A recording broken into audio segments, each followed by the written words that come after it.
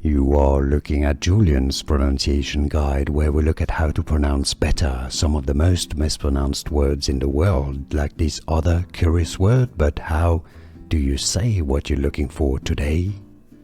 Let's learn once and for all how to pronounce the name of this American singer-songwriter. If you want to learn more music celebrity names that are very often confusing and confused, stay tuned, I've got more videos for you. Yes, her first name is pronounced as Gracie, not Grazie. No, that would be Italian. Gracie Abrams, not Abrams. How to pronounce overall? Gracie Abrams, and now you know. Here are more videos on how to pronounce more confusing words and names too many mispronounced. Like this video if you found it useful. I appreciate your support. I'll see you soon and thanks for watching.